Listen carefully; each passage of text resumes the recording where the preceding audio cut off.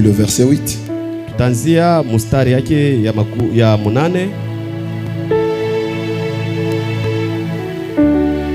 Nous lisons. Tu compteras 7 sabbats d'année, 7 fois 7 années, et les jours des 7 sabbats d'année feront 49 ans. Le 10e jour du 7e mois, tu feras retentir le son éclatant de la trompette, le jour des expiations. Vous sonnerez de la trompette dans tout le pays. Et vous sanctifierez la 50e année. Vous publierez la liberté dans le pays pour tous ses habitants. Ce sera pour vous le jubilé. Chacun de vous retournera dans sa propriété et chacun de vous retournera dans sa famille. Amen. Dieu, notre Père, n'importe quel ivrogne peut ouvrir cette Bible, les lire, mais le domaine de la vie revient de toi, Seigneur. Toi, le donateur de tout don excellent, nous voulons te demander la grâce pour que l'homme soit mis de côté, Seigneur, et que tu te fasses manifester au milieu de ton peuple. Ils ne sont pas venus voir un réseau agité, ni un homme habillé en habit somptueux, mais ils sont venus te voir toi. Mais tu n'as pas d'autres mains que les nôtres. Tu n'as pas d'autres yeux que les nôtres.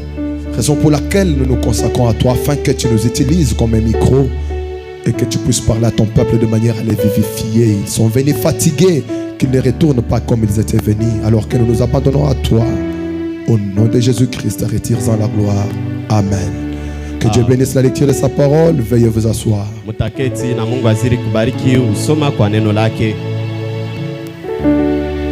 J'espère que vous vous portez très bien ce matin. Nazania kwamba mko mmeafya njema asubuhi ya leo.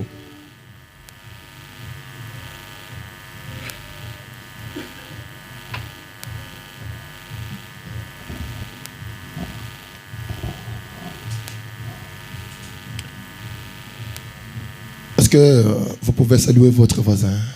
Eti unaweza kusalimu jirani wako? Dites-lui quelque chose de bon.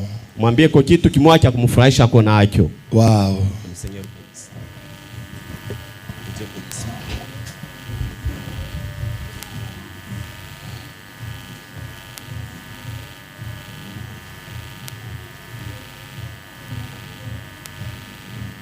Bon,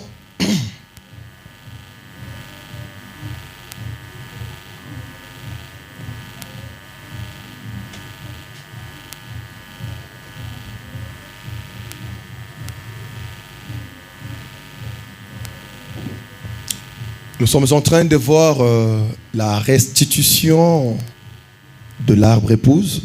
Tuko mkatikati ya kujifunza pakishina inaitwa kurudishwa kwa mti bibi harusi. Nous avons vu un tas de choses d'après la prophétie de Joël.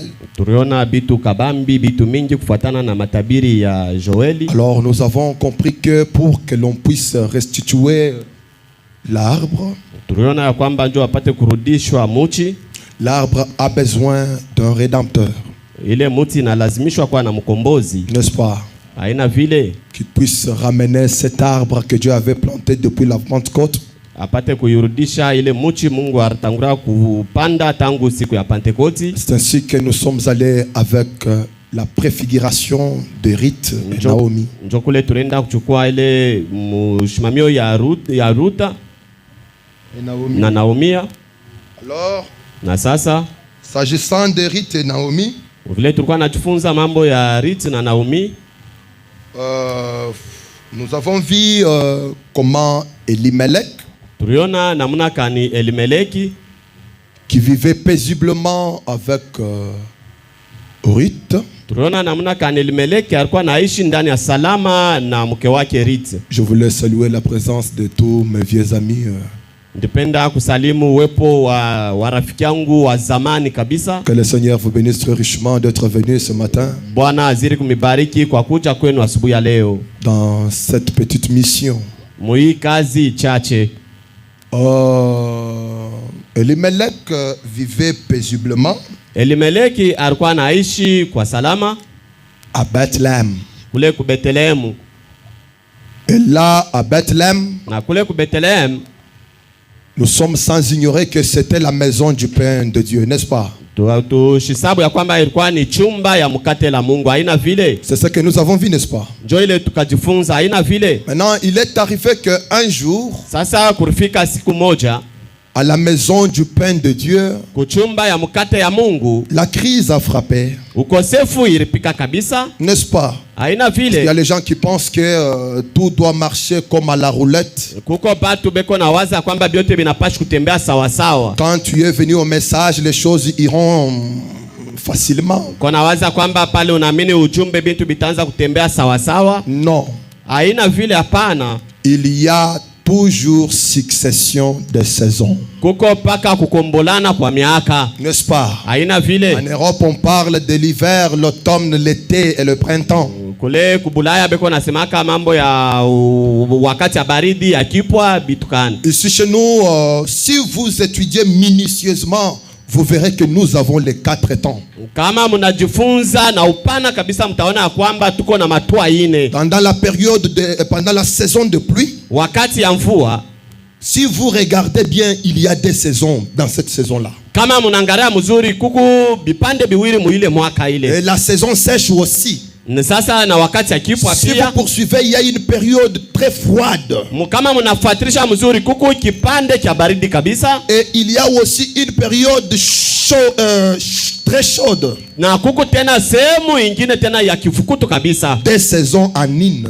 Sasa bipande biwili mwaka moja. Et comme il y a succession de saisons, Kama vile kuku kukombolana kwa mamlaka, on y arrivera. tutafikiako. Alors la première saison, Sasa mwaka kwanza, Elimelech mangeait très bien avec son épouse. Elimeleki alikuwa anakula sawa sawa na mke wake. Et quand il mangeait bien, Wakati alikuwa anakula mzuri, il pouvait chanter combien il est bon. aliweza kuimba Mungu mara ngapi ni mwema. Parce que les Thompson, les Saint-Charles grillaient. Njoo Thomsoni na tilapia alikuwa anakalanga kila mara. Tout marchait très bien, n'est-ce pas? Na yote ilikuwa anatembea sawa sawa. Ina vile. Maintenant, Sasa il a oublié que d'après la science, sasa arsabu ya kwamba kufuatana na kielimu, on nous dit que le relief est l'ensemble des inégalités de la terre. ilikuwa anatuambia kwamba ile marelief ni mabonde na mamyulima ya udongo. N'est-ce pas? Haina vile. Il y a une colline Kuko myulima huku, suivie d'une vallée, kuna kwa bonde, peut-être une plateau. saa zingine fashi ingine pale peko papla. Ça veut dire que si tu es sur une montagne, Maana yake kama huku juu ya myulima, il y a une vallée qui t'attend. kuko tena bonde kuna kongojea. Bon, même si je ne dis pas la vérité, dis quand même Amen, papa. Hata kama ni bongo tukunasema tutakuomba kusema amina. La montagne ne sera jamais éternelle. Na ile mulima haistabakia ya milele kamwe. Jamais. Kamwe. Si tu es sur la montagne, rappelle-toi qu'il y a une vallée qui t'attend.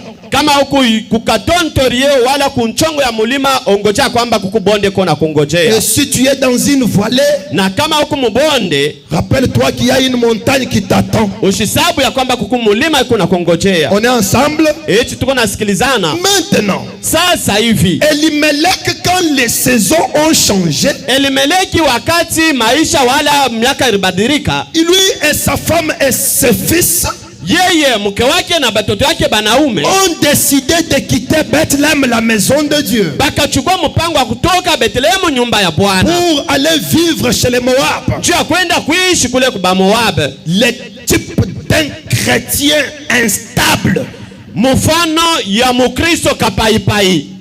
Est-ce que vous me suivez un peu bien? Eti mwana tufuata mzuri. Un chrétien sans position fixe.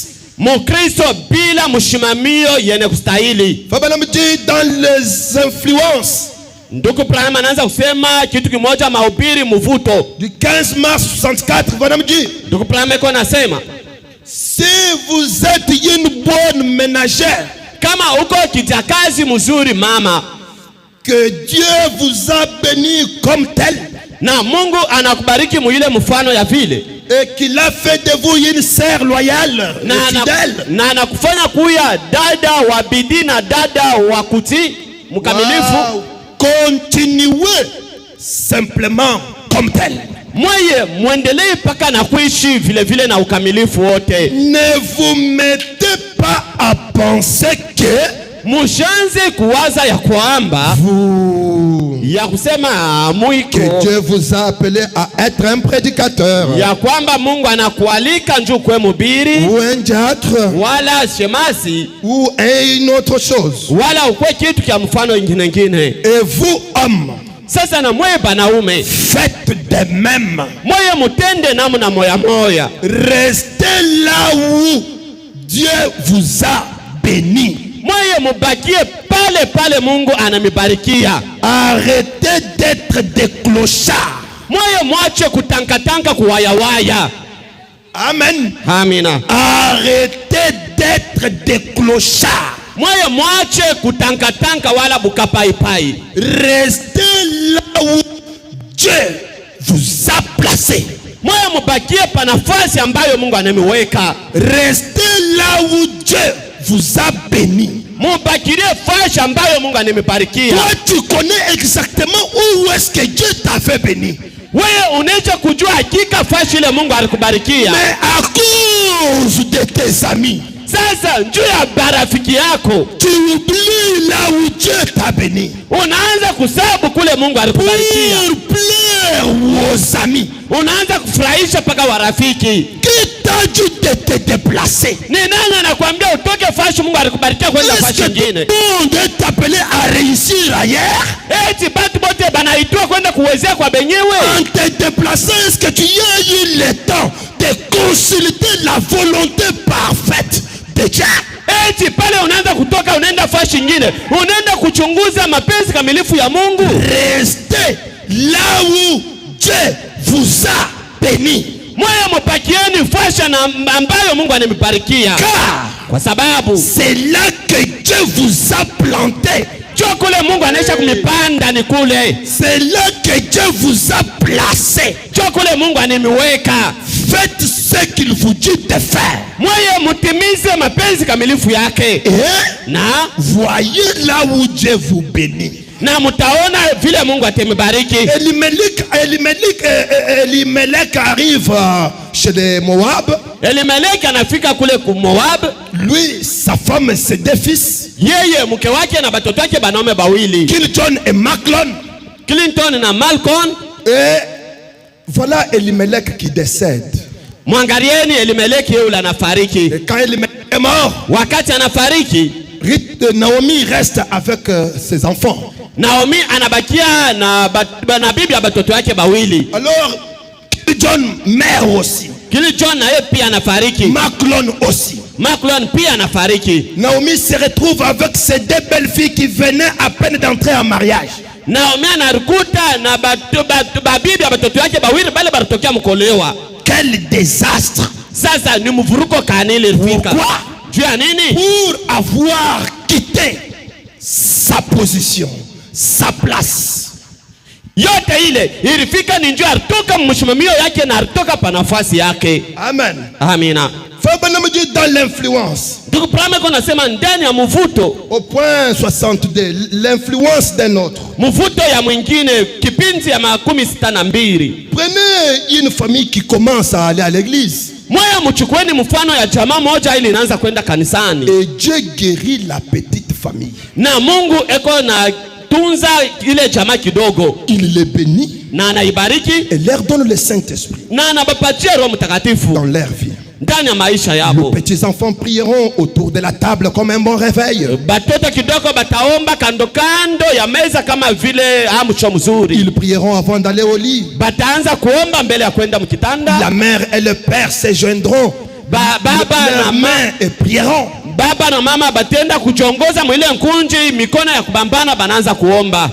Ils se joindront leurs mains. Batabambana kumikono. Ça c'est une coutume que les croyants du message ont déjà abandonné. Hii ni kisela ambayo baaminifu bote ba ujumbe banesha kuacha. Nous frère Branham nous a enseigné de prier en famille.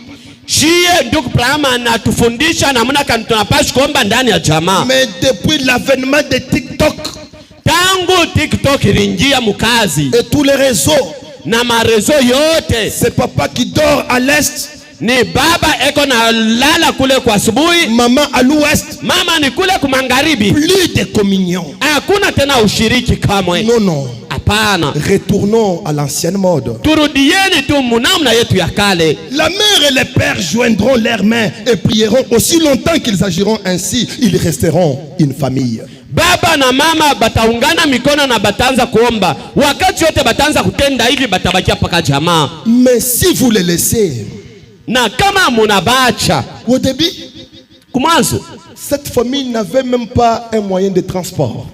Hii jamaa haikuwa hata na namna ya kupata gari hata kinga. Peut-être ils allaient à l'église à pied. Saa zingine balikuwa naenda kanisani lwa migulu. Ou bien une vieille voiture. Wala balikuwa na kigari kia zamani. Et une meilleure une vieille voiture. Balikuwa na kigari kia zamani kia ile namuna. Finalement, sasa mwisho ya yote, ils achètent une bonne voiture, banauza gari sasa ya mzuri, et une meilleure maison, na banauza kachumba safi. Alors vous vous apercevez qu'ils veulent s'associer à ce que le monde appelle une meilleure classe. Sasa mtaona bantu bavile kama banauza kachumba kazuri, banauza gari mzuri, banangara sema omu mvumbi hapana, mitenda mu makanisa moya etage. Non, n'allez pas d'abord seulement à l'église. Dès avant, mbele ya yote, c'était un bon chrétien. Alikuwa mwaminifu bya kweli ya mzuri. Vous voyez? Eti mnaona? À ce moment-là, on pouvait s'embrasser avec lui. Sasa pale tuweza hata kumkumbatia. Parce qu'on payait peut-être les habits de même classe. Tunaanza kuuza masheti ya namna moya moya naye. Là, on avait la même causerie. Ça va vile tulikuwa nasungumuza naye. Mais depuis que la parure a changé, tangu tu kama maisha karimutwangia kwa magoti. Vous voyez la sœur qui te saluait chaudement commence à te donner le bout des doigts. Utaanza kuona dadu anaanza kulamkia na furaha yote, anaanza kulamkia kunchongo ya bilole. La même qui dégageait l'atmosphère. Ule moya moya ule anaanza kutosha kivukutu. L'atmosphère de Dieu. Kivukutu cha Mungu. Bonjour sœur. Ah, dada yambo. Tunaangalia wakati kanifunza masomo atujile trouver. Tunafuata tunagawanyana. Ça c'est une mambo kani. Les possibilités de voir de nouvelles modèles. Kufuatana na novelasi ma television tunastahili kuona ma modeli ya sasa. Na dès que la sœur quitte Kisanga, wakati dada anama mukisanga, elle trouve un peu de moyens. Anapata ko hela kidogo. Bon, vous voyez. Munaona? Bon, on se connaît c'est à l'église, hein. Tunafahamiana ni kukanisa. Bon, le niveau, nous n'avons pas le même niveau après toi. Lakini tunachana hauna wa mkipimo langu kamwe. Il y a une main, laissez-moi, ce que je fais c'est ce que je vois. Munyajeni kile miko nafanya ndio kile niko naona. Tu touches à quoi? Uko nagusa nini? Au bivignon. Uko nagusa kubivinyo. Tu touches à quoi? Uko nagusa kunini? Aux feuilles de figuier. Uko nagusa kumajani ya michi. Vous avez oublié l'essentiel, mes frères. Munasabu kitu cha damani wa nduku. L'important n'est pas ces feuilles de figuier. Dès que le soleil pointe, ça sèche. Kadamani aina hivi majani ya michi wakati jua inatoka inakauka. Mais il y a une âme à l'intérieur qui coûte 10 millions de monde. Lakini kuko nafsi mule ndani iko na bei ya homme là que nous sommes censés protéger, défendre. Jo kile tunapaswa kukombania kila mara. Fais bon me dire. Dès qu'elle a un peu de moyens. Wakati ule nduko anapata hela kidogo. Bon, moi je ne peux pas rester avec eux, hein. Siwezi tena kubakiana nabo hapana. Je dois aller un peu dans ce nouveau quartier là. Mitenda hata kule ku golf kule nikaishi kule. Alors quand tu arrives là-bas, wakati utafika kule, il commence à subir une mauvaise influence, mes frères. Anaanza sasa kupata mvuto ya mbaya. Écoutez les conseils de Frère Branham. Musikilizeni shauri ya ndugu Branham. Vous devez toujours rester là où se trouve le royaume de Dieu. Amina. Munapaswa kubakia paka pale paka utukufu ya Mungu. Nous devons. Tunapaswa. Nous devons. Ile ni mukazo. Nous devons. Tunapaswa. Regarde ce que tu es devenu depuis que tu as quitté la parole. Angalia kile unaisha kuja tangu kutoka neno. Regarde ce que tu es devenu depuis que tu as quitté ton pasteur. Angalia kuja tangu rumacha pastor wako. Regarde ce que tu es devenu frère. Tazama kile unakuja nduku. Il y a un terme que j'ai cherché en français, je n'ai pas trouvé. Kuko misema mwa mimi natafuta mkifransa shipate. Watui. Unachuika. Alléluia. Te voilà, tu es maintenant en train de suivre les gens derrière. Un clochard.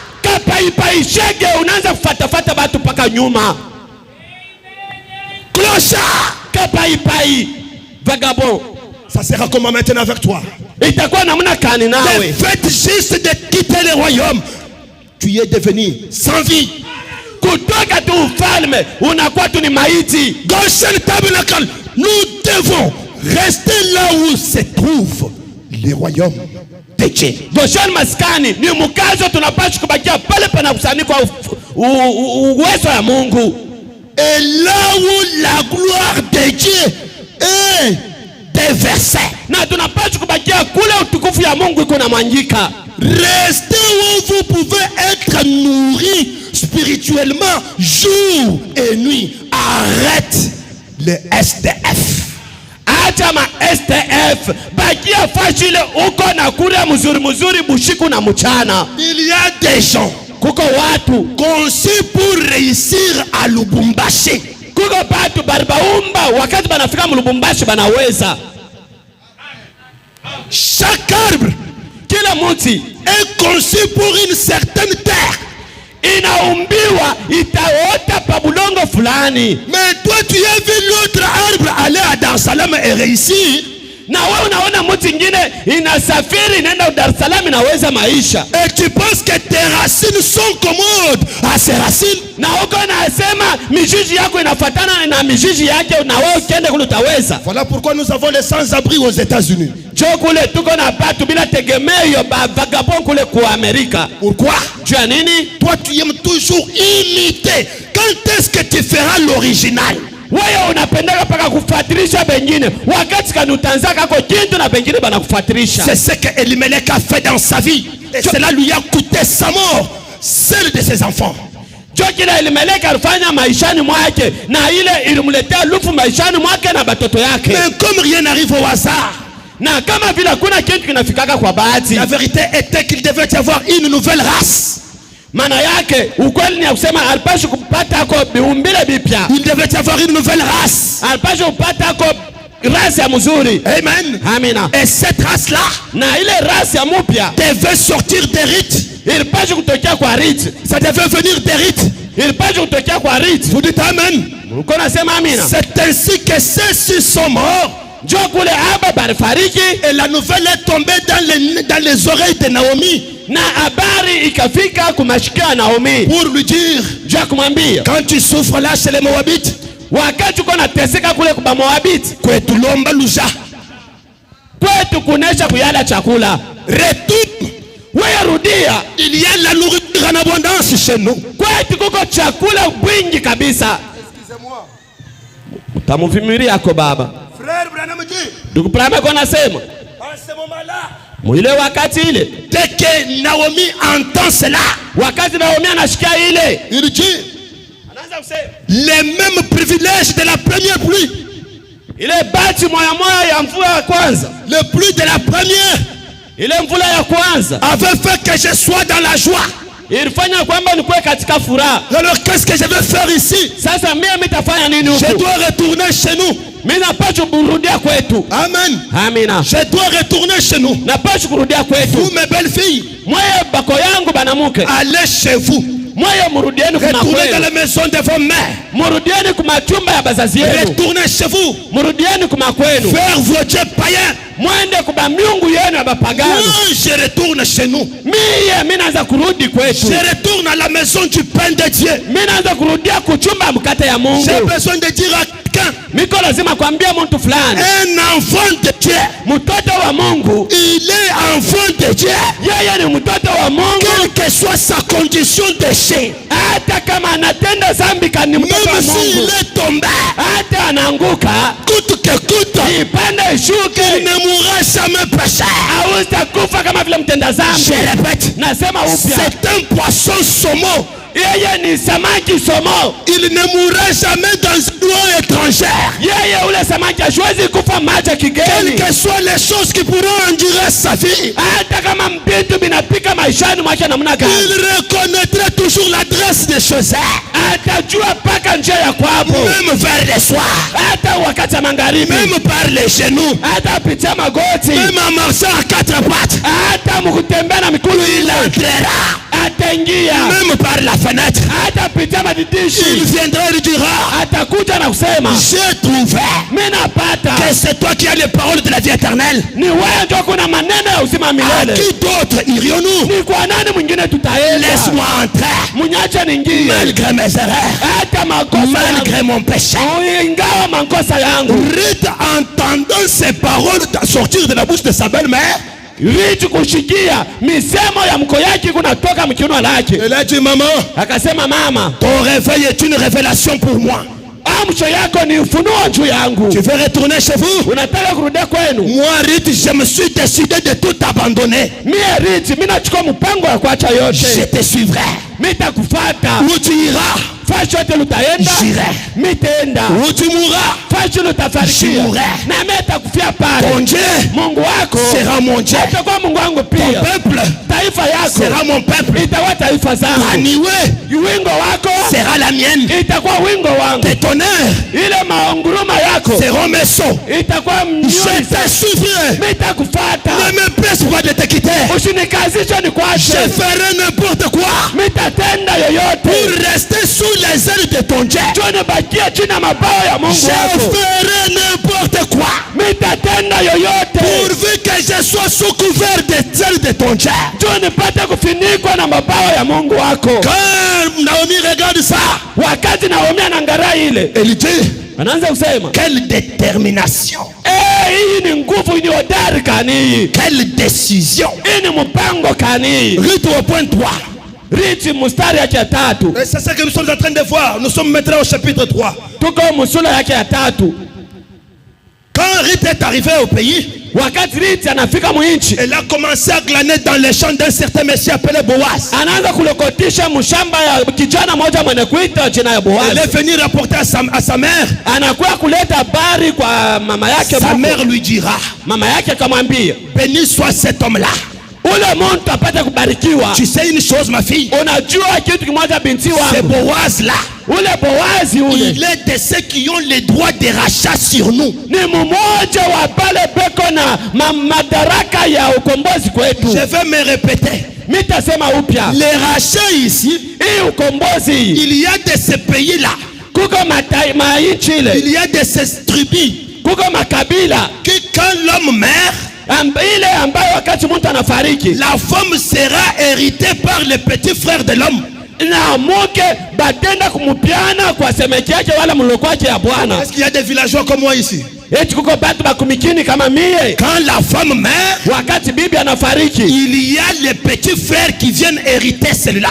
kuko baloko wake ya bwana ule anafariki, batakuwa kumupiana ule dada. C'est ça le terme du rachat. Jo ile misemo ya ukombozi. Et Boaz, Na Boaz avec tête de le faire. alistahili kupiana ule mama. Mais d'après la loi de Lévitique, Sasa kufatana na sheria ya il y Levitique, avait des conditions pour un tel monsieur. kulikuwa kanuni juu ya mtu wa ile namuna. Amen. Amina. Il devait accomplir certaines conditions Alipasha kutimiza mipango ingine pour racheter les biens perdus ou la situation de Naomi et de Ruth. juu ya kwenda kupiana bintu bila bilipotea bya Naomi na Ruth. Maintenant, Sasa Naomi donne un conseil à sa belle-fille.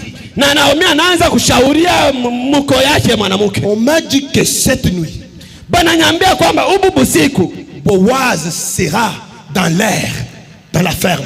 atakuya mule mshamba, Alors, na sasa il viendra pour un travail sur le germe. atakuya mule njoo kazi fulani. Qu'est-ce que toi tu dois faire? Wewe utafanya nini sasa? Oins-toi, lave-toi et oins-toi, puis remets tes habits. Nawa kisha upakale manuketu, uvale mavazi ya mzuri, Sois propre, kuya safi, puis remets tes habits kisha uvale mavazi yako. et descends à l'air. Sasa wende kule kushamba, Tu ne te feras pas connaître à lui jusqu'à ce qu'il ait achevé de manger et de boire. wewe hausionekana kumancho yake paka pala takuria ananawa anaisha vyote. Quand il ira se coucher, wakati ataenda kulala, observe le lieu où il se couche. Amen. wewe mfuatilie mzuri fasi ambayo ataenda kulala. Ruth, la femme moabite, la femme païenne, la femme des nations, a les yeux braqués sur Boaz pour découvrir dans tous les moyens par où Boaz se couche. Ule Ruth mwenye kwa na macho ya kipagano nafuata mzuri fasi ile Boaz ataenda kulala. C'est ça le devoir de l'église. Jo kazi ya kanisa ile. L'église est censée connaître où se trouve son mari. Kanisa inalazimishwa kujua mume wake anakusanyika wapi. Depuis tout ce temps, son mari n'avait pas une demeure. Tangu hii wakati yote mume wake ashikwe nafasi. Qu'est-ce qui lui était arrivé? Nene alimfikiaka? Les oiseaux ont des nids. Bandeke beko na bisangala. Et les renards des tanières. Na babote ba misoro beko nafasi ya kulala. Oh, mais le fils de l'homme n'a pas un endroit où poser sa tête. Sasa mwana mtu ana nafasi ambayo yekuweka kichwa. Il est en train de chercher où il peut se coucher. Eko mkutafuta ni wapi anaweza kulala. Ainsi il est obligé. Sasa hivi anakazishwa na lazimishwa de trouver un endroit où se coucher. ya kupata fasi ya kulala. En se couchant, il se cache. Mkulala eko na jificha. Et Ruth est obligé de chercher par tous les moyens comment découvrir cet homme-là. Na Ruth yako mkutafuta namna kana kupata fasi ambayo le mama alala. Et vous savez ce qui est arrivé? Na mnajua kile kilifika. Après avoir mangé et bu, na kisha kula na kunwa, les voici, il est parti se coucher sur les gerbes. Mumone sasa yeye ulanenda kulala paua. Gerbes. Pale pa magerbe. Oh, vous savez quand on récolte, wakati banavuna, on met les choses ensemble. Banafunga kifulushi. C'est ça ce qu'on appelle gerbe. Amina. Njoo bile bifulushi bile banafunga. Et les gerbes étaient étalées. Na bile bifulushi bile bari bitanjika. Et Boaz est allé dormir dessus. Na Boaz akaenda kulala yula bile bifulushi. Sur une gerbe. Yula kifulushi fulani. Une gerbe. Kile kifulushi. Je ne sais pas si je parle à Goshen. Sijua kama miko mkusemezea Goshen. Il est allé se coucher dans Malachie 4. Anaenda kulala Malaki 4. Boaz ne se couchera pas à un autre endroit. Boaz asitalala fasi nyingine si kamwe. ce n'est sur une gerbe qui est déjà agitée. Peka tu pa ile kifulushi kinesha Et tingizisha. l'église du Saint-Esprit Na kanisa Roho Mtakatifu découvrira coûte que coûte où Boaz est caché. itavumbula ipande ishuke kule Boaz anasha Il ulala. se couvrira d'une chair humaine. Itafinika na mwili ya binadamu. Amen. Amina. Maintenant, Sasa il est parti là où il était.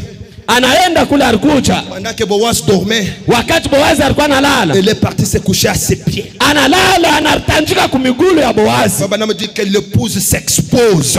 Ndugu Brahma kwa nasema bibi harusi anairatilia wazi. Maintenant quand Boaz se réveille au milieu de la nuit, Wakati Boaz analamuka katikati ya usiku, il lui dit, akaanza kumwambia, qui es-tu? uko nani? Elle lui dit, je suis Ruth la Moabite. Miye miku Ruth Moabite. Celle qui t'a parlé au milieu du champ.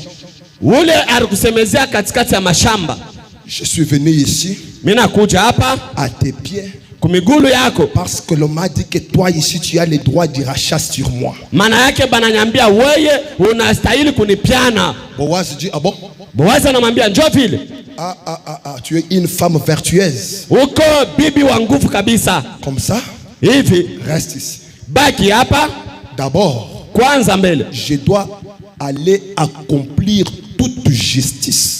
mitenda kutimiza haki wote. Amen. Amina. Maintenant, Sasa quand il se déplace, wakati anatoka anaenda dans le message Job, serviteur de Dieu, ndani ya ujumbe Yakobo mtumishi wa Mungu, voici une grande image, je suis au point 59. kuile kipindi ya 59. C'est là où nous nous étions limités le vendredi. Jokule tulishimamia mkazi 5. Un rédempteur. Mkombozi. Premièrement, un rédempteur. Kwanza mbele mkombozi. Quelqu'un qui peut racheter un bien perdu. Ni mtu ambaye anaweza kupiana vitu bila biripotea. En Israël, vous les prédicateurs, vous le savez, cet homme doit premièrement être un parent. Kwanza mbele kule ku Israeli mwapote mnaisha kujua ule mtu anambashi kwamba mzazi. Première condition. Kanuni ya kwanza, il doit être un proche parent. Anapashi kwa mbele baba wa karibu. Pas un parent éloigné. Aina baba wa mbali hapana. Un proche parent. Wa karibu karibu. Pas un parent éloigné. Aina baba wa mbali hapana. Et comment Dieu a-t-il pu devenir un proche parent. Sasa Mungu anakuwa baba wa karibu namna gani? Parce que l'homme est tombé. Kwa sababu mtu aranguka. Il a perdu son pouvoir. Alipoteza mawezo yake. Vous rappelez-vous? Mkumbukeni. C'était ce pouvoir-là qui domptait les animaux. Ilikuwa ni ule uwezo ilikuwa nafunga wanyama. Je t'informe que c'était ça la divinité de l'homme. Mimi nakujulisha ndio ilikuwa Mungu wa binadamu. C'est ce qui faisait de lui Dieu. Ndio kile kilikuwa namfanya kuwa Mungu. Et actuellement, ce que l'homme maîtrise, ce n'est que mettre au monde. Kile mtu tu anaweza ni paka kuzala. Leo nazala. Il peut en faire 100 enfants lui seul. Anaweza kuzala batoto 100 yeye peke. Mais dominer la terre, non. Sasa kutawala dunia wala hapana. Pendant l'ordre et l'autorité qui lui était conférée était de dominer sur le bétail. Madaraka ile ilimupewa ilikuwa ya kutawala wanyama wote. N'est-ce pas ça? Aina ile. Mais lakini l'homme lui, mama yeye n'a pas fait cela. Ashikufanya vile hapana.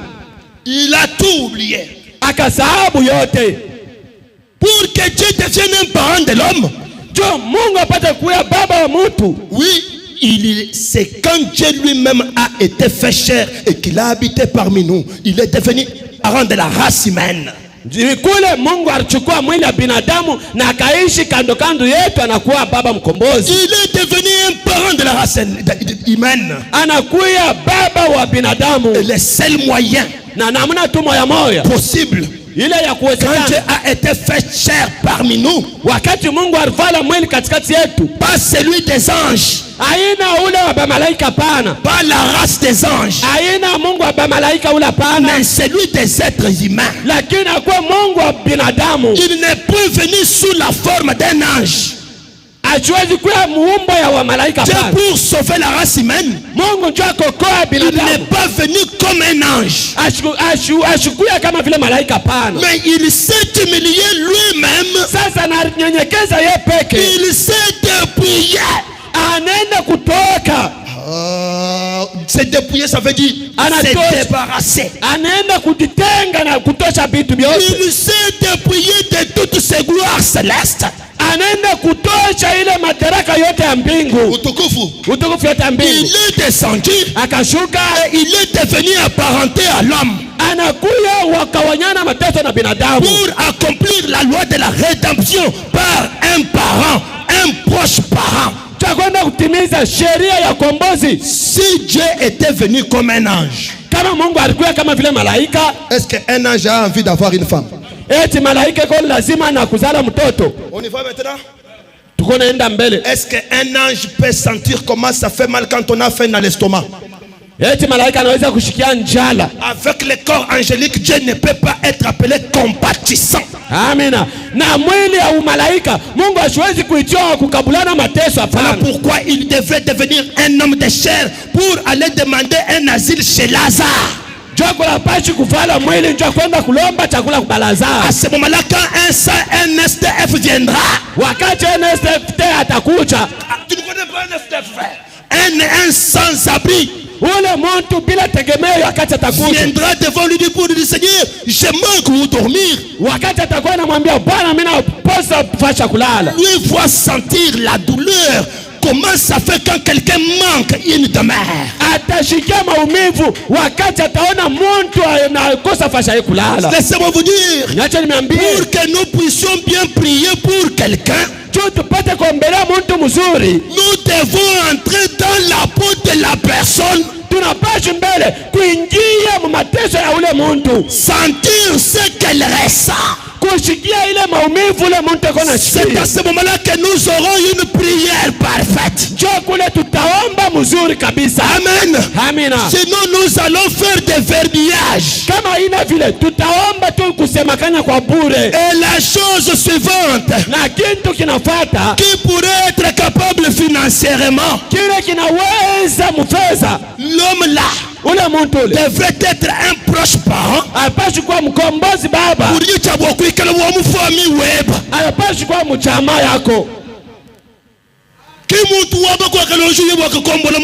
Ça n'existe pas.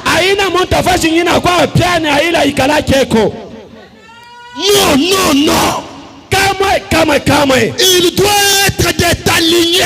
Anapaswa kuwa mjamaa yako, mkizazi Je chako. t'informe que Jésus est de ta lignée. Miko nakujulisha kwamba Yesu ni wa mkizazi chako. Il n'est pas des juifs comme on le dit là, non. Ana Myahudi vile bwana alisema Il pale. doit avoir mon sang. Anapaswa kuwa na damu yangu.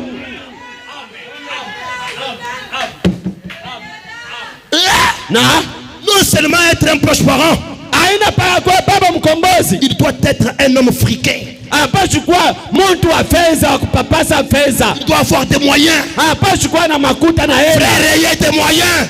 Mkujeni na fedha. Même si tu refuses, je vais te les donner par force.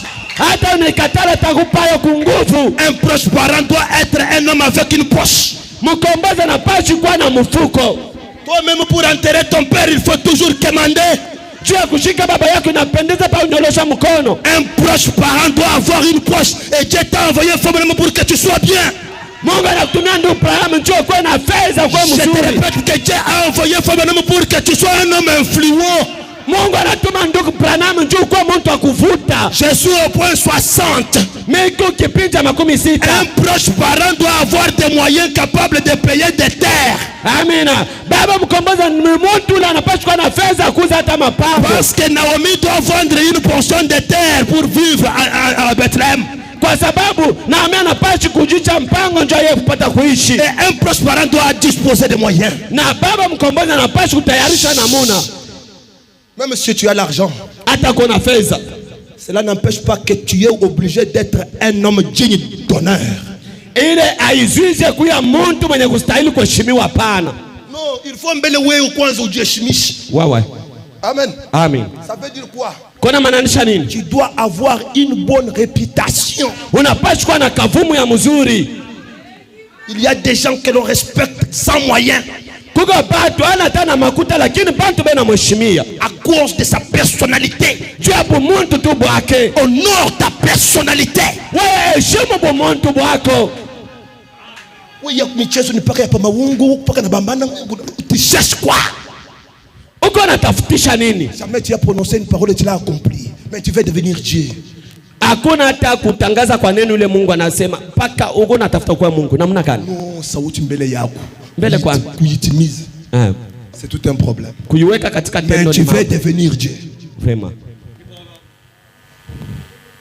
Quand en effet. Kwa hivi basi, Est-ce que Jésus a de l'argent?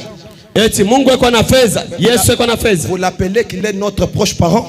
Mko namuita yeye ni baba mkombozi. Boaz. Boaz. En effet. Kwa hivi basi, Dieu, Mungu est le maître de tout l'univers qui existe. yeye ni shefu ya bintu vyote bikwako. Il est le maître de tous les espaces. Yeye ni shefu ya mahewa yote. De tout le temps. Na mawakati yote. De toutes choses. Na bintu vyote. Il était financièrement capable. Yeye alikuwa mwenye kustahili na fedha. Faut même faire alléluia. Dupama anasema alléluia. Comme il était sous la forme de l'esprit, kama vile alikuwa muumbo ya roho, il ne pouvait pas le faire. Ashikuwezi kuitimiza parce qu'il était un esprit. Kwa sababu alikuwa roho. Et l'homme était un humain. Na mtu alikuwa binadamu. Et l'esprit a été fait chair à Marie. Na ile roho ikavala mwili ndani ya Maria. Pour devenir notre parent rédempteur. Tuakuye mkombozi wetu. Afin de nous racheter. Tuapate kutokoa. Tupana unasema Dieu, quand Dieu s'est dépouillé lui-même, wakati Mungu anatosha masheria ya mbingu yote, il a quitté le palais d'ivoire. Anatoka ile chumba ya mbingu. Amen. Amina. Et na il a pris la forme d'une chair pécheresse, Lady Maccabi.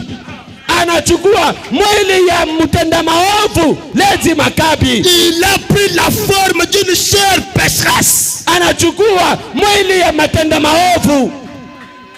Est-ce qu'il y a quelqu'un qui connaît Rosella Greenfield? Rosella Greenfield, la femme la plus vile, la plus souillée. Dieu descend pour troquer sa robe avec cette femme-là. Je ne sais pas s'il y a une femme dans cette condition-là. C'est bien cette femme-là qui doit être relevée ce matin. ule mtu anapaswa kunyanyuliwa asubuhi ya leo, quel que soit son état. izuri hali yake. Rosella Greenfield était sale, Rosella Greenfield alikuwa wa kuchafuka, chassé de l'association des ivrognes. balimwandama kwa bantu bale balikuwa nalewa. C'était une alcoolique de haut niveau. Hata Brasimbari Muchoka. Je te rappelle qu'il y a ici une puissance Mikona kukumbusha kukuwezo capable de prendre un ivrogne yeye ustahili kuchukua kilewa et l'amener au ciel. na kuipeleka mbinguni, Parce que kwa sababu ça a toujours été ainsi. inakalaka paka vile. La loi de l'Esprit de Dieu, Ile sheria ya Mungu c'est de contraindre Satan, ni ya kwenda mkazisha shetani, de lâcher les âmes ya kwenda kuacha manafsi des enfants de Dieu qu'il a gardés. batoto ba Mungu ambaye alichunga. Est-ce que c'est possible? Eti inawezekana, Est-ce que c'est possible? eti inawezekana. Notre Dieu Mungu wetu peut prendre un cochon anaweza kuchukua nguruwe et le maîtriser na kwenda et mtulizanisha faire de lui un agneau. na kumfanya kuwa kondoo. Frère Branham dit, Ndio pamoja c'est nasema pour cette raison-là qu'il est descendu. ni kwa ile shabaha ambayo alichukia. Même si tu es un homme colérique, Hata uko wakasirani ya namna gani, que la colère te fait même défaut. amina, Non, mna kusema na kasilani kinakupitia wewe mwenyewe. Il y a un Dieu capable de te maîtriser. kuka Mungu anastahili kukuikarisha kimya. Frère Branham dit, Ndio pamoja nasema oh my. hey La my, chose suivante, kile kinafuata c'était qu'un parent rédempteur devait être un parent très proche de l'homme pour racheter. Et la chose suivante, il devait être digne. Oh my. alipaswa kuwa mtu akustahili. Maintenant, Sasa quand Boaz regarde qu'il avait toutes ces choses, wakati Boazi anaangalia alikuwa na vitu vyote, il dit d'abord, je passe par celui qui devrait le faire premièrement. anaanza kusema napaswa kupitia mbele kwa ule alistahili kuombola huyu mke. Et en accomplissant toutes ces choses, Mkutimiza hivi vitu vyote ça faisait de Boaz Goël en hébreu. ilifanya Goel Mkiebrania, Ça veut dire qu'il remplit les exigences. maana yake eko natimiza makanuni yote. Il est capable de payer le prix pour racheter. Yeye maana yake anastahili kulipa bei ndio kukoa. Il a des moyens. Eko na hela ya kupapasa fedha. Mais oui frère. Wewe Regarde bien Mianto. Qui moi le bien c'est mon père tout le me beige mais c'est beaucoup quoi. Non, me beige pas quoi tout le monde non, du beige. Il doit avoir une bonne réputation. anapaswa kuwa na kavumu mzuri.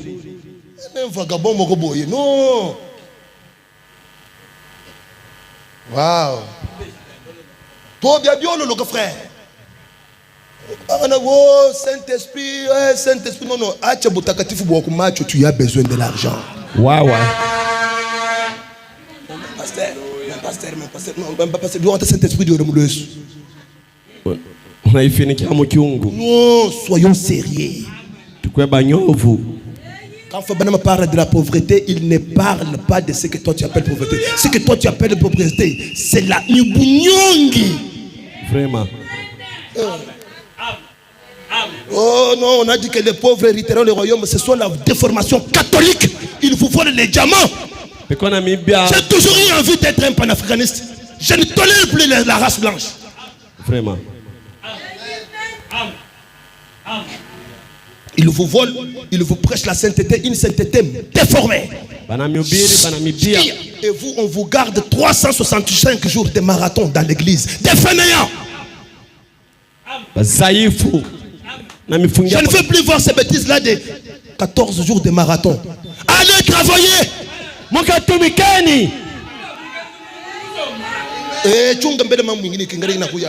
Mes frères, mes amis, pardonnez-moi. Nous sommes chez nous un peu, s'il vous plaît. Ça peut encore devenir chez vous. Une chose vraie. Je sens que la Noël, c'est bientôt là. N'est-ce pas? Payez à vos enfants les habits. Oh, nous, on ne fête pas la Noël. Non! La Noël, c'est la naissance de Christ dans ton âme. Va payer. Chonga weye, tukuna weye. Kisha ujia bazazi yako. Wewe nishimamia mbele pale. Tunashia mbele pale. Tunawegisi tuyai. Tutaenda umujie na ye coach. Baba na yeye pia Kama une na nkochi, umujie byakura. Wake nkuku akuyeko. Chunga nikingari mikunenda ujie mama muku.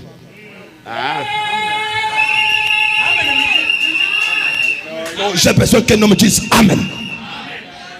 Baba museme ko amina. C'est quand tu auras donné à ton père. Ni wakati utamupa baba yako Que tu vas m'amener aussi. njoo kule utamleta na pastori pia.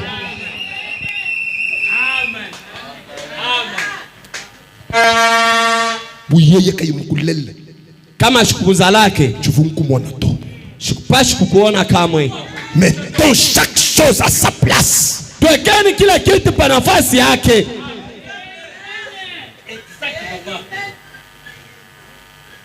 Tu as dit Amen. Shunasema amen. Umulete mama yako mku. Na wewe ushikatala sema Ile paka kweli. makesili. Pasulayo umulete.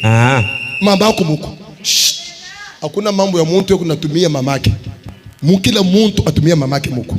Amen nasuwe. Amen nasuwe. Kila muntu atumia mko yake. Wewe bwana unatumia bazazi ya bibi yako, wewe bibi unatumia bazazi ya bwana yako. Que quelqu'un dise Amen nasuwe. Amen nasuwe. Faba namji. Donc premier nasema Bikume c'est ça la parole. amina. Hata binaoma namuna gani njoo Oh neno. pasteur elle est sorcière. Kama alikuwa sorcière wewe utafuta kumuyu. Paka mbule buloshu bwake buli umutumie mkuu atashinda kukuloka.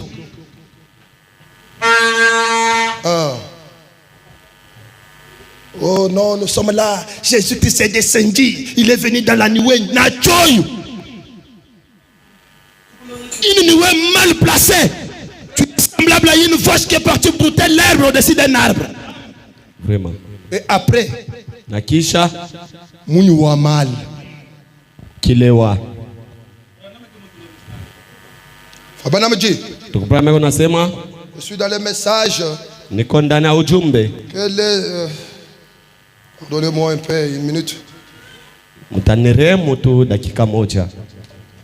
Il y a une écriture que je cherche, je termine. Kuko andiko moja mimi kumkutafuta na mimi naisha. C'est dans le message, Ni ndani ya ujumbe. le sceau de l'antichrist. Muri ya pinganisho ya Kristo. Le sceau de l'antichrist. Muri ya pinga Kristo.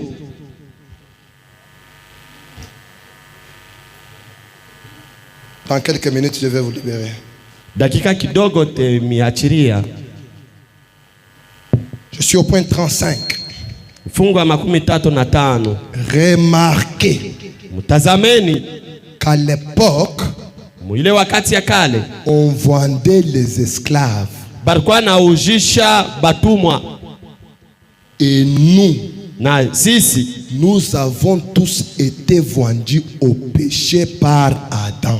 turejishiwa kuzambi kupitia Adamu.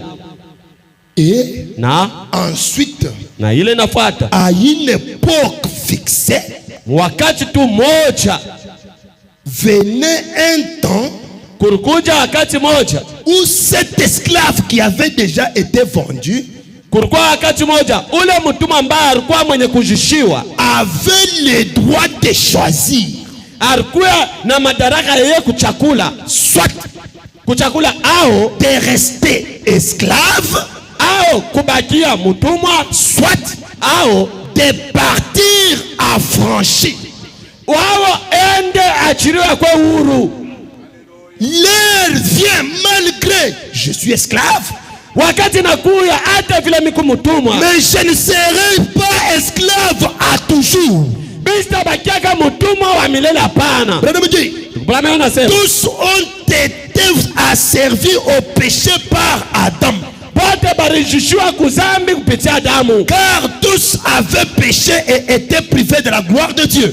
na bote bartenda zambi na utukufu ya Mungu ikabatoka. Mais Dieu, Sasa Mungu au temps convenable, mwakati anakustahili en envoyant son fils Jésus-Christ dans une chair humaine semblable à celle du péché pour nous racheter, pour nous faire sortir de l'esclavage. Christ descendant sur terre, Dieu en Christ, Dieu était en Christ réconciliant le monde avec lui-même. Frère, Christ, il était le divin. Vous ne pouvez plus dissocier Christ de Dieu, que vous ne pouvez séparer l'hydrogène de l'oxygène et avoir de l'eau. Na muvila mwezi kutenganisha hidrojeni na maji. Jo vila mwezi kubatenga Kristo na Mungu kama. Ils doivent absolument être ensemble. Banapashi kuwa paka kitu kimoja. En lui habiter corporellement. Ndani mwake alikuwa anaishi mumwili tu. Habiter corporellement la plénitude de la divinité corporellement. Bo Mungu kabisa mumwili. Amen. Amina. Prenez-moi dire. Christ et Dieu na Mungu unis dans la chair yanakungana mumwili pour ôter le péché du monde, chakondosha zambi ya dunia, pour ôter la peine du péché d'Adam, chakwenda kutosha mateso ya zambi ya damu. Amen. Amina. Frère Branham, ndugu Branham, qu'est-ce que tu veux dire? Unataka kusema nini? Dans le message, ndani ya ujumbe, l'année de jubilé, mwaka ya yubile, faut bien me dire. ndugu Branham anasema, je lis ça. niko nasoma hii. Maintenant, sasa étant esclave, vile mwenye kwa mtumwa, Dieu avait dit, Mungu akasema, à la fin de chaque 7 ans, kumwisho ya kila miaka 7, si tu es vendu, kama unaisha kujishiwa, il y a un repos qu'on appelle sabbat. Kuko mapumziko inaitwa sabato. À la fin de chaque 7 ans, mwisho ya miaka 7 yote, il y a un repos. Kuko mapumziko, on sonnait la trompette, balikuwa napika baragumu, et la personne devenait libre. na muntu alipashi kuachiliwa huru. Maintenant, sasa si on comptait 7 ans 7 fois, kama banabalula ile miaka 7 kuzidisha ku miaka 7 tena, 7 fois 7 ça fait 49 ans. inafanya 49 ya miaka. Amen. Amina. Maintenant, sasa la 50e année, sasa mwaka ya 50, les souverains sacrificateurs devraient sortir. mkoani kubwa alipashi kutoka, parce qu'en Israël, kwa sababu kule kwa Israeli, si quelqu'un t'a vendu sa propriété, kama muntu anakujisha kitu yake, ça ne veut pas dire que ça t'appartient pour toujours. Non, non. haina kusema njoo unesha kujuza kinabakia chako. Un jour va venir, siku moja itakuja, où tu vas rembourser la propriété d'autrui. siku moja itakuja ambayo utarudisha kitu cha benye kiluruza. Peut-être saa zingine c'est à cause de la souffrance qu'il s'est vendu à toi comme un esclave. ni njia mateso ile alikujisha ukwe kama vile mtumwa. Il n'y a pas de problème. Ile hakuna mambo. Tu m'as acheté, c'est bien. Unanyuza ndiyo. Mais je ne suis pas à toi pour toujours. Shina hako mtumwa njua milele hapana. Maintenant, sasa quand les souverains sacrificateurs sonnaient la trompette à la 50e année, wakati mkoani kubwa alikuwa anapika baragumu mu mwaka 50, faut me dire, on vendait les esclaves. balikuwa anaujisha batumwa. Alors tous les 7 ans, sasa miaka yote 7, je suis dans l'année de jubilé au point 57. miko mwaka ya yubile kipindi 57. Une année de jubilé arrivait maintenant. Sasa kulikuwa mwaka ya yubile ilikuwa nafika. C'était un grand temps. Ilikuwa wakati munene. Et cela a une grande signification pour les gens d'aujourd'hui. Sasa ile iko na maana kabambi sana njoo batu leo. Amen. Un grand temps. Wakati munene. Maintenant, sasa ces esclaves pouvaient être au champ, bale batuma balipashi kwa mshamba, ou n'importe où en train de travailler. wala balipashi kwa fashi kani beko mkutumika. Et alors, na sasa courbé, benye kuinama, peut-être sous les fardeaux du chef de corvée. saa zingine benye kwa chini ya mapiko ya ule mwenye na shamba, benye kukunjamisha kwa ule kuna bapike ndio bapate kutumika kwa nguvu. Vraiment. Le chef de corvée, il a un fouet. eko na fimbo. Quand toi tu veux te reposer, Wakati unataka kupumzika, fimbo. ouais, Fimbo. te voilà. Donc, des travaux forcés. Il y a des personnes Kuko watu qui filment d'une manière impérative. beko naishi Qui filment. beko nafuta tu munamna ya kukazishwa. Donc, s'il n'a pas filmé, Kama ashifute, foot, ouais. Foot. futa Il y a où le paquet, mon journée, moyo. esclave. Mutumwa. Il y a des gens, Kuko watu nous allons les lire, qui boivent. beko na kunwa. Non, ça ce n'est pas le boire. Ile haina tu namuna ya kunwa, hapana. Tu vois que tu gardes du sangala. Inakuwa tu ni kintuko hapa basha kweka. Ninjua wingi yake mbuloji. Unaona kama uningie mbuloji. We. Kukulotiri huku. Aha. Mbuloji. Wewe. Kule kumpembeni ya kulotiri. Ndiyo. Huku kintakani kimo hivi saa mtuku. Haleluya. Vraiment. Sasa wakati mtu kuna kuia. Aha. Mwanaume wa buloji. We. Mbele ye kuingia. Il faut aller où? Les sorciers savent ce que je dis là. Baloji musha kujua kile tuko nasema hapa. Il le boit. Ça c'est qu'à ville. Kukitosha tu hivi na makonseil. Kiko monshingu. Bon, mimi nachunga mbele secret. Hapana kwenda mbali. Maintenant, Sasa esclave. mtumwa Dès que lui trouve un peu de billets, wakati wanapata kwa hela kidogo, non, il n'a pas les réponses. hapa Mr. Kala Il kunyuma. connaît toutes les petites avenirs. Anajua tumanjeto kukatirisha tote. Ah, il est là. Il est là. Ye ule. Ah, il est là. Ye ule. Avec des pétasses. Quand il termine tout l'argent, c'est là qu'il devient tranquille. Esclave. Mutumwa Avec un chef de corvée derrière lui. na chef wa kupikana nyuma yake. C'est juste à napata 200 000 francs. Pas de dollars. 200 000 francs. Oui. Mulukumbo mulakasumbalesa. Yote nabagiria pasete. Vraiment. Mimi kwa njunyuze ma marchandise sasa. Basha kwenda naye. Ce n'est pas que bana munyang'anyi. Yeye ndio anatosha anapeleka. Saa zingine kufanya hata mambo yenyewe ashifanye. Yote neshapa whisky papa. Comprenez un peu comment les gens sont esclaves des autres. Munelewa namuna kani bantu beko batumwa ba bengine. Vous me dites? Tukuplame kwa nasema. Sous le fardeau du chef de corvée. Chini ya mapiko ya ule chefu mwenye kazi. Le propriétaire. Mwenye na kazi yake. Il était leur seigneur. Alikuwa Bwana. Qui est ton seigneur?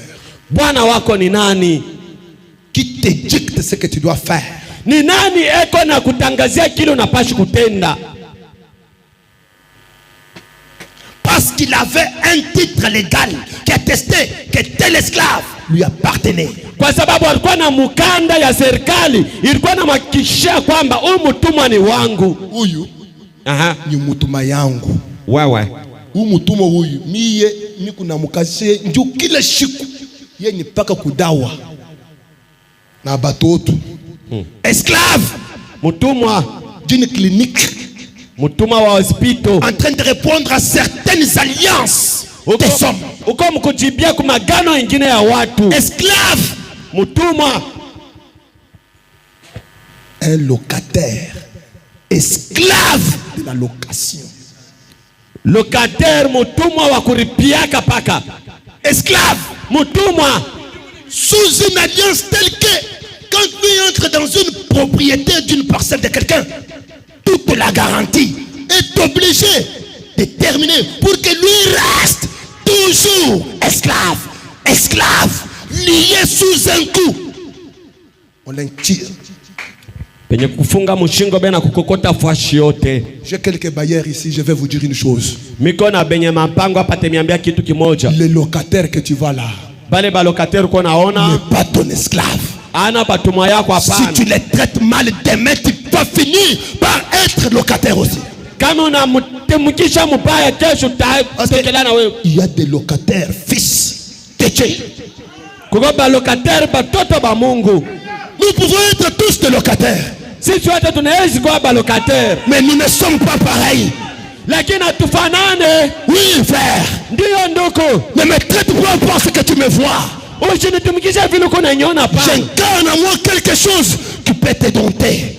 Kuko kitu ndani mwangu kinaweza kukikarisha Quand chini. je descends pour racheter Adam, Wakati Mungu il remet son pouvoir. eko na mrudisha madaraka zake. Il a la capacité créatrice. Eko na mawezaji ya kuumba. Il peut prononcer la parole et les écureuils apparaissent. Anawezi kutangaza neno na utubunju tunatokelea. Oui, c'est toi qui me vois locataire parce que je suis venu toquer pour piser dans tes... C'est quelle sorte de maison ça? Bimbo toto, Dans papa. des bimbotels, des maisons. Et tu toto. Mon Dieu n'est pas un homme pauvre. Mungu wangu hana maskini kamwe. Tu commences à me dire d'enlever les babouches pour monter sur ton puits d'eau. Pour dans les soucis que j'adore tes divinités. Est-ce que tu connais d'où je viens? Est-ce que tu connais la nombril? Mon nombril tire son origine où? Est-ce que tu me maîtrises? Un enfant de Dieu est immaîtrisable. C'est un voix. Mtoto Mungu yani Et mpepo. Tchungaji, c'est un homme mystique. Mukishi Mubantu. Mtu wa mastajabu. Mukishi Mkishi ndani ya baba. Mubantu. Vraiment. Peut-être toi, c'est parce que parfois tu dors avec lui, tu causes avec lui, tu les traites comme tu veux. Mais laisse-moi te dire, c'est un Dieu. Vraiment. Parfois quand tu pries, Dieu exauce en lui. Saa zingine pale kuna omba Mungu ako na kujibia ndani mwake. Laisse-moi te dire une chose. Tunaweza kusema kitu fulani. Laisse-moi te dire une chose. Acha nikwambie kitu Ni fulani. mpepo. Vraiment. Ni mpepo. Wewe. Ni mpepo. Acha nikuelezee mambo ingine tuko deja na miaka ya mingi ku message. Ce n'est pas ça un témoignage. Ile haina ushuhuda pano. Est-ce que usho kujuonaka des fois? Wewe unaisha kuliona mara mbili.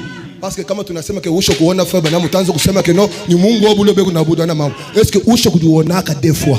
Wewe pale wiko Tangu ulianza kwenda makanisa yako ile usho kujuonaka des fois. Sasa uko unatafuta uende kumbingu au yalionaka des fois. Mbingu tu kuna yanjeni hapa chini.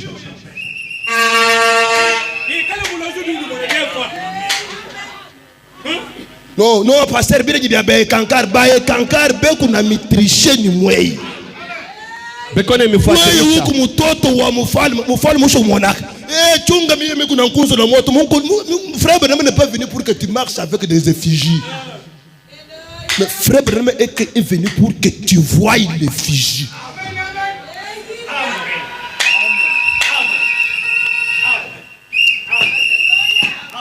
Dieu est une personne qui a ta forme. Mungu ni mtu kona umbo yako ile. Wanyi zambi. Mungu wangu. Udubuda bwanyeyo. Eko burefu bwangu ubu. Bunene bwanyeyo. Bunene bwangu ubu. Kuisu bwanyeyo. Na kumacho paka saa kwangu ubu. Jina jenda mukenji. Jina lake ni William Lubati. Jo ile. Musombe duwendu kukwili bintu bidi kwina mumanyetu.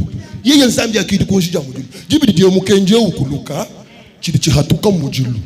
Kidi konjija mujilu. Jo nguza la moto ile. Chanya na nyushale wendu kukwila nzambi ya batu nzambi wa pasteur kampande nzambi wa pasteur kansana nabo kukwila webe dibakai. J'avais dit vous êtes des dieux. Nilisemaka muko ba miungu. J'avais dit Nilisemaka vous êtes des dieux. muko ba miungu. Mais malheureusement Lakini kwa ole vous mourrez comme des hommes. muko na fariki kama vile Vous binadamu. succombez comme n'importe quel fils. Muko na anguka kama vile batoto banamna gani. Socrate va vous juger. Sokrate atenda kumikumu. Parce qu'il avait compris la chose avant sans être un chrétien.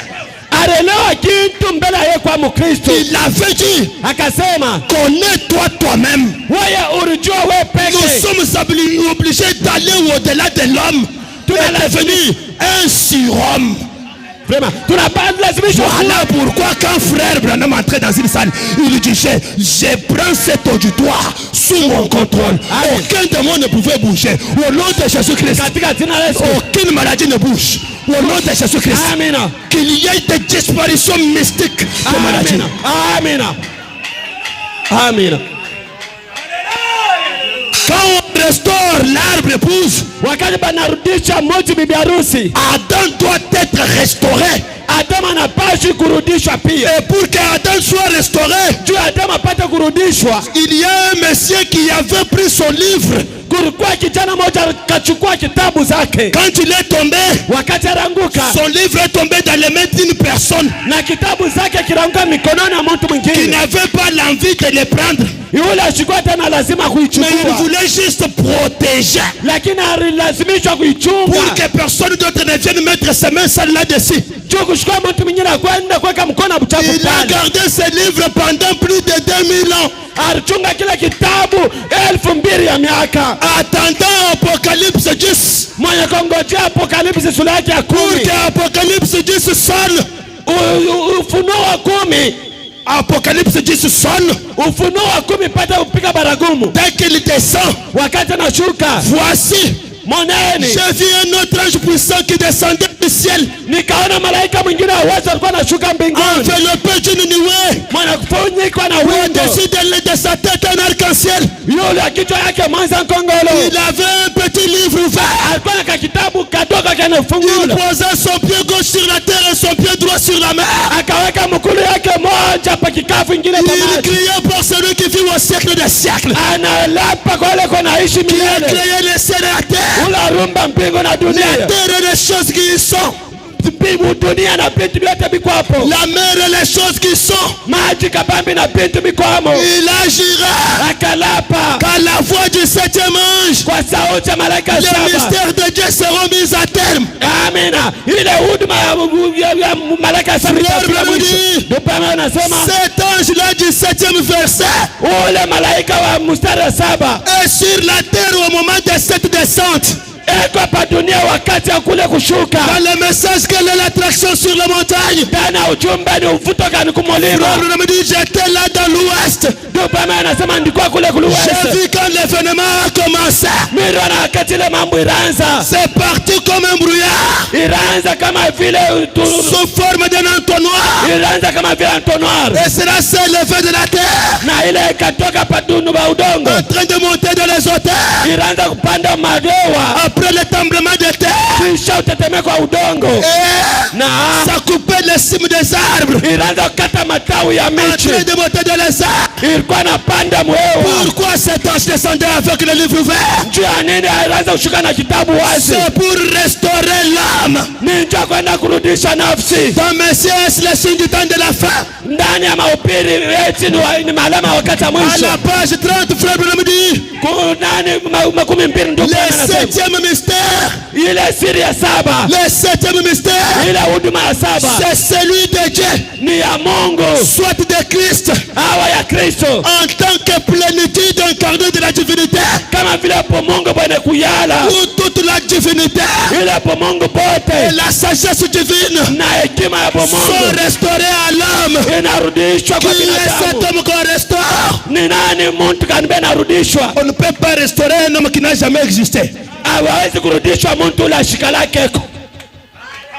Si on restaure Chibasu, Kama banamrudishwa William leo, c'est que Chibasu était là maana yake alikuwa yako kwanza et il a disparu. akapotea, Et il doit être. anapashi kurudishwa pia. On doit restaurer Branham. Batamrudishwa Branham.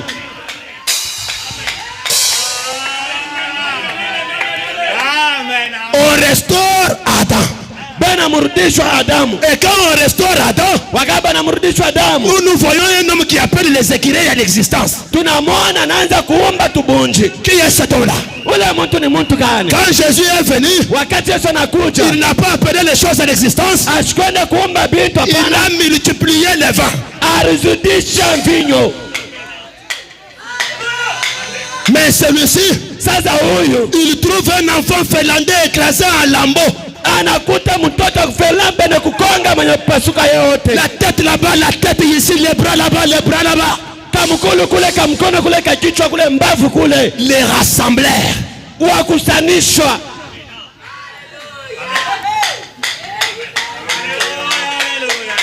devant le taureau meurtrier. mbele ya ngombe ya mazimu wa muaji. C'est Adam qui disait au taureau, toi, quitte ici, vois là-bas, accompagne Ève de ce côté. Toi, éléphant, fais ceci. Mais quand nous voyons un taureau qui est déjà chargé, mwenye kujaza na kasirani. Avant de parler de taureau, Mbele ya kusema njoo ule ngombe mwanaume wa makari, parlons un peu de frelon. tuseme kabisa kwa matembwe. C'est la descente de la nuée qui met Adam en marche. Ni kushuka kwa wingo kunaanza kumtumikisha Adamu. C'est la seconde venue de Christ qui amène le pouvoir que Adam avait perdu. Ni kushuka kwa Kristo kule kunamrudisha madaraka ya Adamu ile alipoteza. Ça veut dire, Kuna maanisha si tu continues à dire que Jésus n'est pas encore venu, ça veut dire que Adam ne sera jamais un fils de Dieu. Il continuera à être un homme déchu. ataendelea kuya paka mtu wa zambi, mtu mwenye kuanguka. Maintenant, Sasa après tous les 7 ans, c'était la loi de Dieu. kisha miaka 7 ilikuwa tu ni sheria ya Mungu. Qu'ils aient une année de plus. Papa, t'es comme moi. Bakuye kona mwaka tena Et ingine. lorsque cette année de jubilé arrivait, Wakati ya mwaka ya yubile ilianza kufika, alors les sacrificateurs parcouraient le pays sonnant de la trompette. sasa ule mkoani kubwa anaanza kuzunguka nchi na kupika baragumu. Les souverains sacrificateurs. Mkoani kubwa, Combien croient que le livre de Malachie 4, ce n'est pas William Branham? wangapi wanaamini kwamba ile wa Malakia hii haina William Branham? Nous le croyons ainsi. Le livre de Malachie 4, c'est Dieu dans l'homme. Ile wa Malakia hii ni Mungu ndani ya binadamu. C'est le Seigneur Jésus-Christ lui-même. Ni Bwana La continuité de son ministère au temps du soir. kuendelea kwa huduma wake wakati wa magharibi. Dans la deuxième phase de la pluie, Mkipande ya pili ya mvua, c'est la pluie de l'arrière-saison qui doit tomber. Et ça tomber oblige que la première pluie revienne d'abord. ilikuwa na lazimishwa vula mbele ya kwanza irudie mbele. C'est ça la prophétie de Joël. Jo matabiri ya Joel ile. Les deux pluies doivent tomber au même moment. Ile mvua yote mbili inapaswa kunyesha wakati mmoja. C'est un ministère. Ile ni huduma.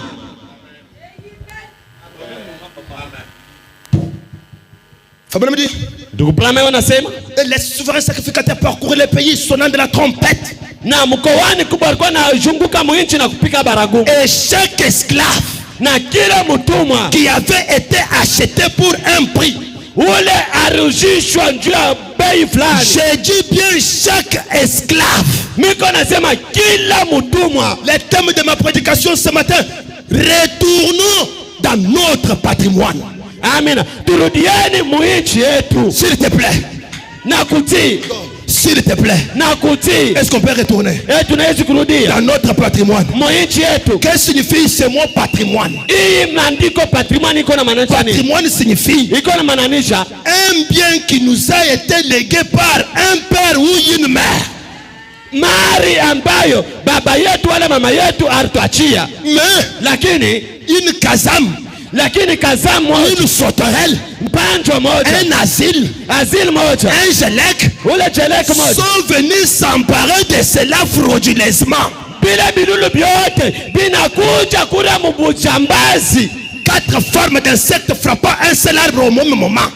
Bilulu yine biku nakula muchu moja mwakati moja. Oh, parfois tu te poses des questions, Seigneur. Non, c'est toujours la même souffrance mais qui change de forme. Ni paka mateso moya moya mukubadilisha maumbo. La sauterelle pour manger les feuilles, les asiles pour manger la souche, pour manger les écorces, les gelecs pour manger les troncs, et l'autre gazam pour manger les racines. Toujours la même insecte mais qui change de forme. Laisse-moi te dire, Dieu est celui qui les a envoyés.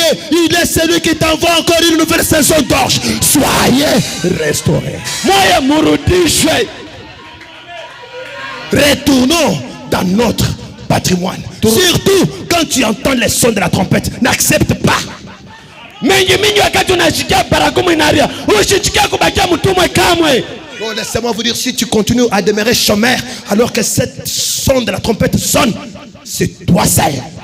Kama unaendelea kubakia mulofa wakati barakumu inaria, ni kupenda kwako wewe peke. Que ce son de la trompette change le célibat en une reine. Kuria kwa barakumu kuna kutoka mbumbalaka unakuwa malakia. Laissez-moi vous dire une chose. Munyache niambie kitu fulani. Parce que tu n'aimes pas que la statue change. Ninjua upende bumuntu bako badilike. Tunga mambo yoyi. Sikia mambo. Mwile wakati kuku bantu bade. Aba beku ni chika kutoka. Uye kunasema ke mie misho kupangana na. Hallelujah. Mie mi ku licencier en boisson.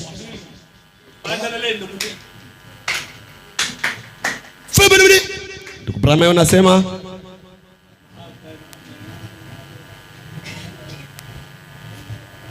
mais voici ce qui est tragique.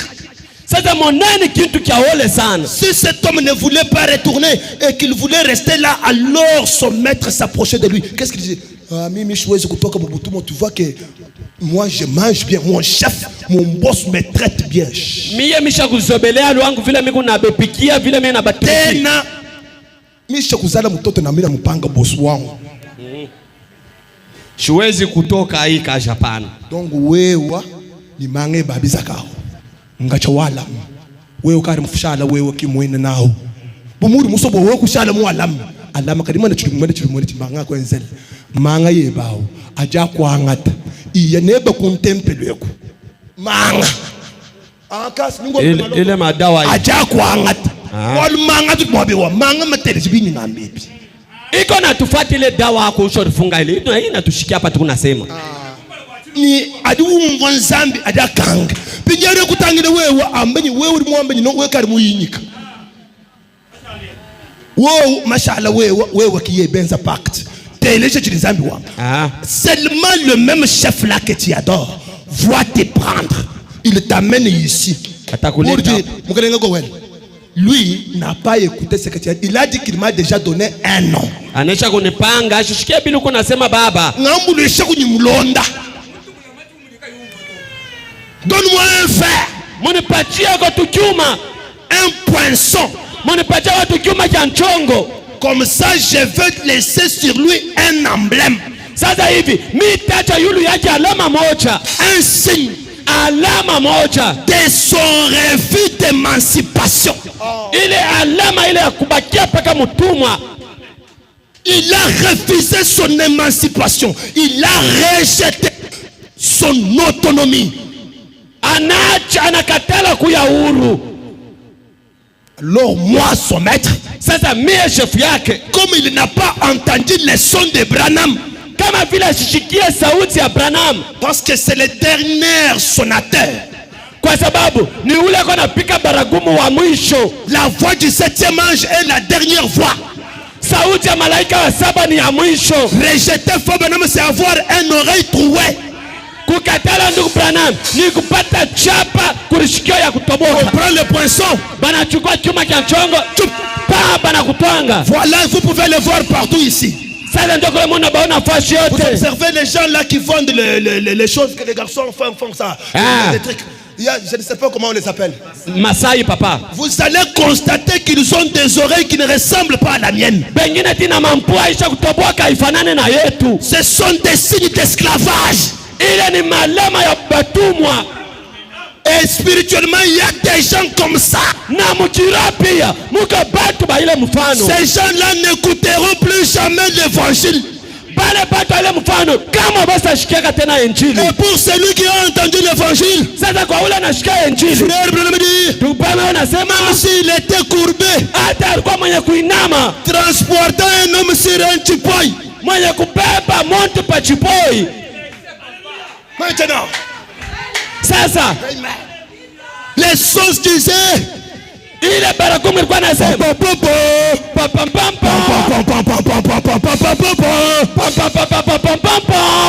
regardait à l'autre. Celui qui transportait le chipoy du dé. Mon cher, Weye tu n'as pas les oreilles. kawaya ukashikia baragumu. Est-ce que quelqu'un peut faire un geste? Kuko mtu anaweza kufanya tingiziko. Est-ce que tu peux regarder cette maladie-là? Tunaweza kutula ile magonjwa. Est-ce que tu peux regarder cette douleur-là? Unaweza kuangalia bula fabule. Est-ce que tu peux regarder ces problèmes-là? Tunaweza kuangalia ile mambo ile. Est-ce que tu peux parler à cette crise-là? Tunaweza kusemezea kwa ile ukosefu. Dis-lui. Unayambia. Dis-lui. Uyambie. Mon cher. Ndugu zangu. Toi tu n'as pas les oreilles. Hauna na mashikio. Mon cher. Weye. Tu n'as pas les oreilles. Haushikie. Comme tu n'as pas les oreilles. Kama vile hauna na mashikio. Descends. Mimi nakuangusha. Ouais. Comme tu n'as pas les oreilles. Kama vile ushikie. Descends. Ale ukashuke. Est-ce que quelqu'un peut faire l'acte de la foi? Anaweza fanya tendo hili. Comme tu n'as pas les oreilles. Kama vile hauna na mashikio. Descends. Ale shuka. Comme tu n'as pas les oreilles. Kama vile ushikie. Descends. Ale shuka. Comme tu n'as pas les oreilles. Kama vile hauna na mashikio. Toi appendicite. Wewe magonjwa pandicite. Toi appendicite. Wewe magonjwa pandicite. Comme tu n'as pas les oreilles. Wewe uko na mashikio. Savi la huna mashikio. Kama vile hauna na mashikio. Descends. Ale ukashuke. Et s'il dit, kama anaanza kusema tu ne me respectes pas, haunyeshimu tena. Dis-lui. Umwambie. Tu n'as pas entendu. Haushikie. Tu n'as pas entendu. Haushikie. C'est l'heure de la liberté. Ni wakati ya kwa C'est huru. l'heure de la liberté. Ni wakati ya C'est ufungulivu. l'heure de la liberté. Ni wakati ya ufungulivu. Je dois retourner chez moi. Napaswa kurudia Dans kwangu. mon patrimoine. Ndani ya nchi yangu. C'est le jour de ma restauration. Ni siku ya kurudishwa Je kwangu. rentre chez moi. Niko narudia kwangu. Toi, crise. Wewe ukosefu. Poche vide. Wewe mifuko wazi. Pauvreté. Wewe maskini. Tu n'as pas entendu. Haushikie. Je regrette que tu n'as pas les oreilles pour entendre. Miko na huzunika mvila ana na masikio. Le frère Branham a dit, Ndio Branham anasema. c'est l'année des jubilés. Ni mwaka ya yubile. Prochaine tabernacle. Prochaine maskani. Joyeux anniversaire. Joyeux C'est anniversaire. l'année des jubilés. Amina. C'est l'année des Ni jubilés. mwaka ya yubile. 5 ans ce n'est pas paix. Miaka 5 tano ans haina ce n'est kidogo. pas paix. Miaka tano haina C'est kidogo. ton jour Ni siku zako. que ta cuisine Pishi yako soit restaurée. ipate Que urudishwa. ta maison Nyumba zako soit restaurée. irudishwe. Que tes enfants Watoto wako soient restaurés. warudishwe. Que ton mariage Ndoa yako retrouve son sens. ipate Soyez urudishwe. bénis. Mubarikiweni. Soyez bénis. Mubarikiweni. Financièrement. Mupate Soyez bénis. Mupate barikiwa. Spirituellement. Mukiro. Soyez bénis. Mubarikiweni. Matériellement. Mubya kupapasa. Soyez bénis. Mubarikiweni. Que vos santé soient bénies. Amina. Que le Seigneur vous bénisse. Bwana azidi kunibariki.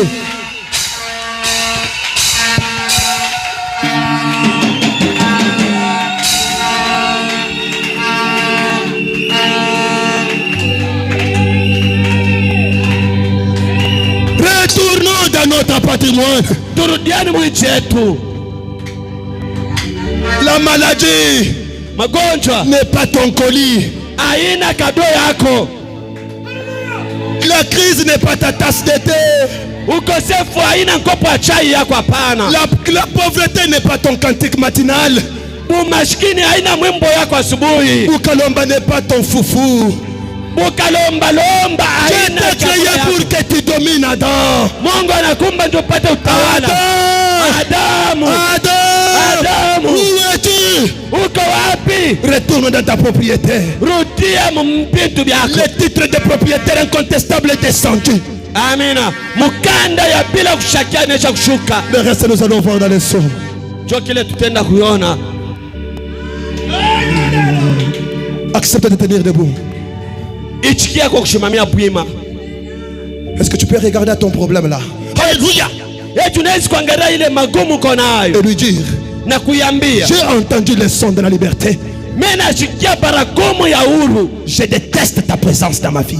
Mimi naanza kukatala wepo yako maishani mwangu. Si la souffrance est une montagne, Kama mateso ni mulima, mais il y a un pouvoir lakini kuko uwezo moja qui t'a été conféré. ile ilikupewa. Tu as été créé à l'image